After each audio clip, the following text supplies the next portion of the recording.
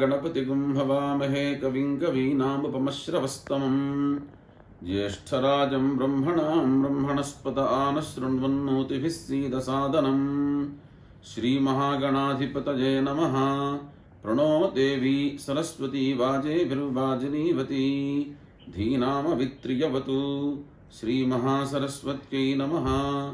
श्रीगुरुभ्यो नमः। हरिः ओम्। सदाशिवसमारम्भां शङ्कराचार्यमध्यमाम् अस्मदाचार्यपर्यन्तां वन्दे गुरुपरम्पराम्। कामकोटिमहापीठ कामाक्षी पूतमूर्तये चन्द्रशेखररूपाय भक्ततीर्थाय ते नमः। अस्मत्श्रीगुरुचरणारविन्दाभ्यां नमः। परमाचार्य स्वामी वाరి ఆశీస్సులతో పరమాచార్య అమృతవాణి అనే సత్సంగంలో నిన్నటి రోజున దుఃఖ వియోగమే యోగము అనే ఒక అంశం పైన మాట్లాడుకోవడం జరిగింది. ఈరోజు భక్తి అనే ఒక అంశం స్వామివారు చెప్పినటువంటి విషయాన్ని చెప్పబోతున్నాను. అన్నిటికీ కూడాను భక్తిరేవ గరీయసి, భక్తి అనేదే చాలా ముఖ్యంగా మనకి ఇతిహాస పురాణముల ద్వారా తెలుస్తూ ఉన్నది. ఎందుకు పరమాత్మ యందు భక్తి కలగాల అని ప్రశ్న, ఏమిటి ఆయనలో గొప్పతనం అని సామాన్యులు ప్రశ్నిస్తూ ఉంటారు. మేము చాలా మేధా సంపత్తి కలవాళ్ళం, తెలివి గలవాళ్ళం, మేము జ్ఞానులం, కాబట్టి మాకు భక్తి ఎందుకు ఉండాలి అని ప్రశ్న. ఒక ఇంటిని మనం చూచాము అంటే ఈ ఇంటిని నిర్మించిన వాడు ఎవడు అని యోచన చేస్తాం. ఆ గృహాన్ని నిర్మాణం చేయాలి అంటే ఎన్నో రకాలైనటువంటి వస్తు సామగ్రి సంభారాలన్నీ కావాలి. వాటిని సేకరించి ఇంటిని కట్టడానికి ఒక పథకం వేసుకోవాలి, ఒక ప్రణాళిక వేసుకోవాలి, ఒక ప్లాన్ వేయాలి. దానిని కట్టడానికి, నిర్మాణం చేయటానికి ఒక ఉద్దేశము, ప్రయోజనము ఉండాలి. ఇన్ని ఉంటే కానీ ఆ ఇల్లు తయారవదు. అయితే ఎన్నో రకాలైనటువంటి నియమాలకి, నియతులకి కట్టుబడినటువంటి ఈ ప్రపంచానికి కూడా ఒక కర్త ఉండాలి, ఉండి తీరవలసిందే, అంతకంటే మార్గం లేదు. ఎవరో ఒకళ్ళు నిర్మాణం చేయకుండా ఈ ప్రపంచం నిర్మించబడదు. ఈ ప్రపంచంలో ఎన్నో రకాలైనటువంటి సృష్టులు ఉన్నాయి. నదీ నదములున్నాయి, పర్వతములున్నాయి, వనములున్నాయి, నక్షత్రములున్నాయి, ఔషధములున్నాయి, గ్రహములున్నాయి, గ్రహాంతరములున్నాయి, పంచభూతాలున్నాయి. వీటన్నిటికీ కూడాను ఒక నియతి ఉన్నది, ఒక కట్టుబాటు. వీరినంతా కూడాను సృష్టించిన వారికి జ్ఞానం అపారంగా ఉండి ఉండాలి. ఇదంతా సృష్టించిన ఆయనకి అనంతమైనటువంటి శక్తి కూడా ఉండి తీరాలి. లోకంలో 100 సంవత్సరములు జీవించేటువంటి మనుష్యుడు ఆ 100 సంవత్సరములలో 50 సంవత్సరాలు నిద్రలో పోయే మనిషి, ఆ 50 సంవత్సరాలలో 10 సంవత్సరాలు బాల్యంలో అజ్ఞానంలో నడిపేటువంటి మనిషి,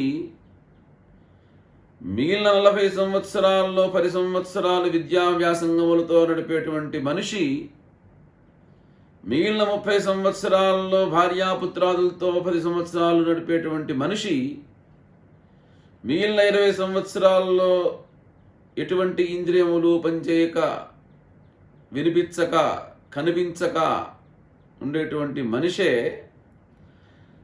తనని తాను ఒక పెద్ద మేధా సంపత్తితో ఉన్నటువంటి వ్యక్తిగా అభివర్ణించుకుంటే, మరి ఈ అనంతమైనటువంటి ఈ ప్రపంచాన్ని నిర్మించినటువంటి కర్తకి ఆయన ఎంత గొప్పవాడు, ఎంత అనంతమైనటువంటి శక్తి ఉన్నవాడు ఉండాలి, ఎంత అనంతమైనటువంటి మేధాతో కూడినవాడై ఉండాలి.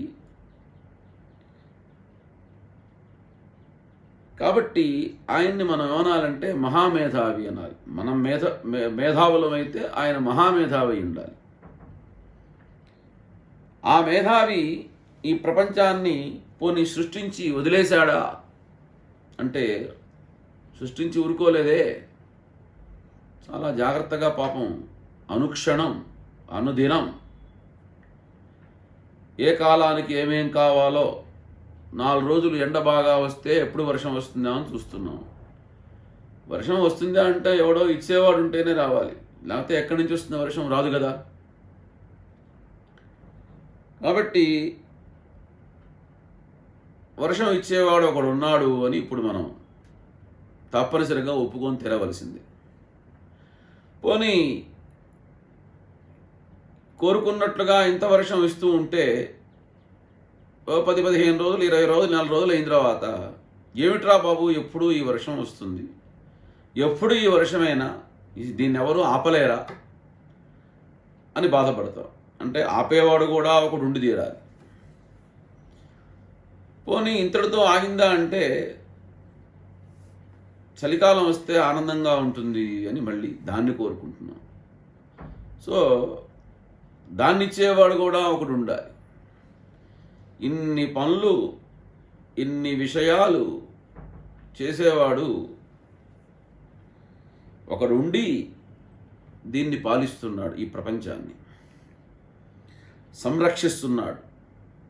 మనకున్న మేధయు, మనం మేధావంతులం అని ఏదైతే అంటున్నామో ఈ మేధస్సు కూడా ఆయన ఇస్తేనే వచ్చింది. ఎందుకంటే లోకంలో మనం ఎంతోమంది చూస్తూ ఉంటాం. వాళ్ళ అబ్బాయి చూడండి చాలా మంచి ప్రజ్ఞ గలవాడు, మావాడు ఉన్నాడు, ఎందుకు పనికిరానివాడు అంటే వాడికి ఇచ్చాడు, వీడికి ఇవ్వలేదు. కాబట్టి ఇచ్చేవాడు ఒకడు ఉన్నాడైతే ఒప్పుకొని తెరవలసిందే. భగవంతుడు ఇచ్చినటువంటి భిక్షే దీన్ని మనకి. మనం ఇవాళ బాగా ఉన్నాము అంటే భగవంతుడు ఇచ్చినటువంటి భిక్ష. కాబట్టి ఆ భగవంతుడికి ఎప్పుడు కూడాను కృతజ్ఞతగా ఉండాలి. కృతజ్ఞతగా ఉండాలి అంటే ఏం చేయాలి? ఇక్కడ నేను మేధావంతుణ్ణి అన్న విషయాన్ని వదిలేయాలి, నేను శక్తివంతుణ్ణి అనే విషయాన్ని వదిలేయాలి, నేను విజ్ఞానిని అన్న విషయాన్ని కూడా వదిలేయాలి. పరమ దయాళువైనటువంటి పరమాత్మ యందు ఎప్పుడూ కూడాను భక్తిగా ఉండటమే మనం చేయవలసిన పని. అప్పుడు ఆయన మనకి ఏమేం కావాలో ఆ శ్రేయస్సులన్నీ కూడాను ఆయనే ఇస్తాడు మనకి. అందుకోసమే దేవుడికి స్వామి అని పేరు.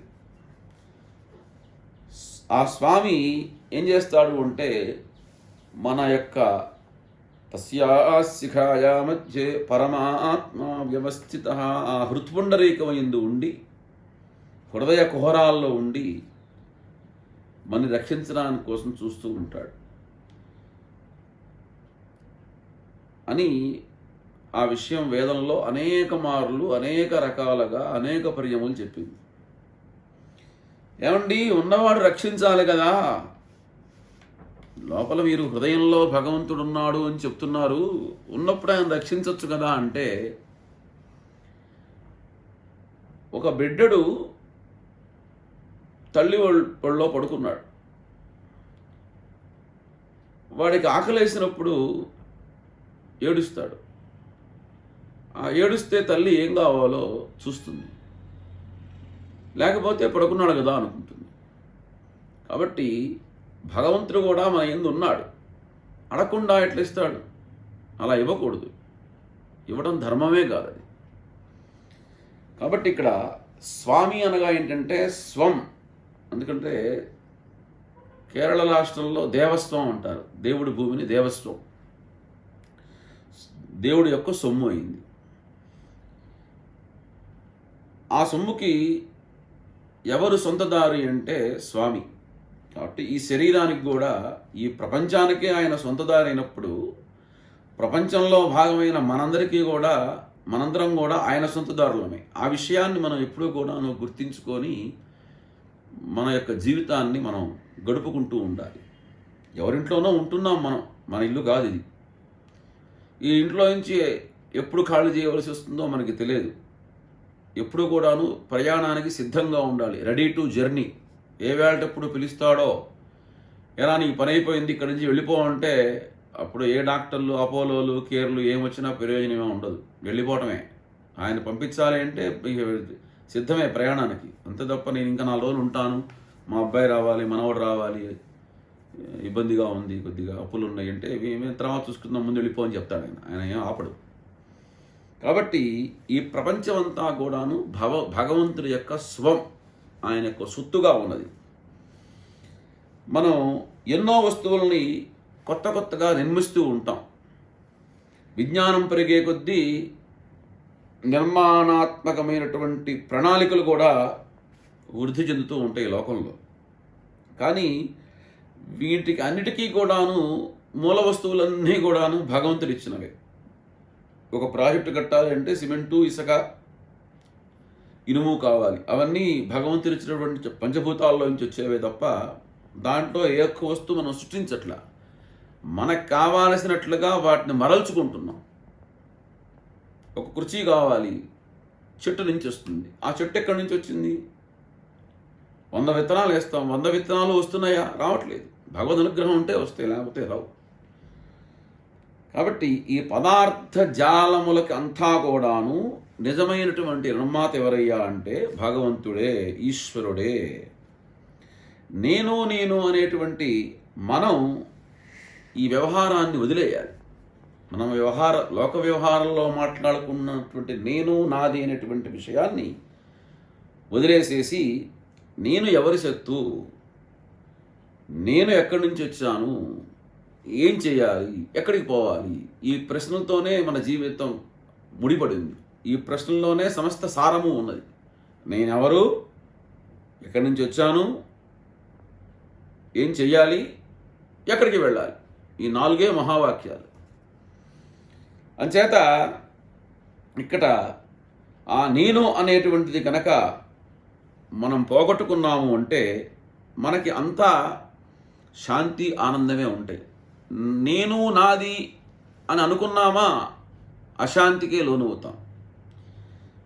దాన్నే పరమాత్మ యొక్క తత్వం అంటారు. ఆ స్వామి తత్వం అంటే అదే. ఆ తత్వమే శరణాగతి. గజేంద్రుడు అన్నీ వదిలేసి అయ్యా నీవే ఉన్నావు అన్నాడు. అమాంతం వచ్చి రక్షించాడు. భార్యకు కూడా చెప్పలా, శంఖచక్రాలు కూడా తీసుకోలా. అమాంతం వచ్చి ఆ గజేంద్రుణ్ణి రక్షించి మోక్షాన్ని ఇచ్చాడు. అంచేత నేను అనే వస్తువు లేదు, సర్వం నీవే అన్నటువంటి భావన ఏదైతే ఉందో ఆధ్యాత్మిక మార్గంలో ఉంది. ఆ మార్గమే భక్తికి పరమావధి. మనం చూస్తున్నటువంటి ఈ ప్రపంచం అంతా కూడాను క్షరం అంటే నాశనమైపోయేది, లేదా పరిణామశీలం అంటే మార్పు చెందేది. కాకపోతే వీటిలో కొద్దిగా హెచ్చుతక్కులు ఉంటాయి, అంతకంటే ఏముండదు. ఒకడు 100 ఏళ్ళు బతుకుతాడు, ఒకడు 50 ఏళ్ళకే పోతాడు. వీటి అన్నిటికీ కూడాను పరిణామరహితుడు, అక్షరస్వరూపుడు. మనమంతా కూడాను క్షరం, పరమాత్మ అక్షరం. భగవద్గీతలో కూడా అక్షర సన్యాస యోగం అని భగవంతుడు కృష్ణ పరమాత్మ అర్జునుడి గురించి ఎంతో దాంట్లో రహస్యాలన్నీ చెప్తారు. కాబట్టి అక్షరుడు అయినటువంటి, పరిణామరహితుడు అక్షరుడు అయినటువంటి పరమాత్మ ఈ ప్రపంచాన్నంతా సృష్టించాడు. మనం కొరతలు ఏదీ లేదు అని బాధపడుతూ ఉంటాం. అటువంటి బాధలు లేకుండా ఎప్పుడూ కూడాను ఆ పరమాత్మ పైన ఉన్నాడు. ఆయన దయాసింధువు, ఆయన యొక్క అనుగ్రహం మన మీద ఎప్పుడూ ఉంటుంది అనేటువంటి ఒక పరిపూర్ణమైనటువంటి విశ్వాసంతో ఆయన యందు భక్తిని ఉంచుకొని మన యొక్క చిత్తశుద్ధిని సంపాదించుకొని ఉత్తమమైనటువంటి జ్ఞానాన్ని పొంది చిత్తశుద్ధితో కూడిన భక్తి, జ్ఞానము, వైరాగ్యము ఇవన్నీ అలవరుచుకొని తద్వారా మనం మోక్షాన్ని పొందాలి. అటువంటి సద్భక్తిని గురుదేవులు మనందరికీ కూడాను అనుగ్రహించుగాక అని ప్రార్థిస్తూ సర్వం శ్రీ గురుపరదేవతార్పణమస్తు.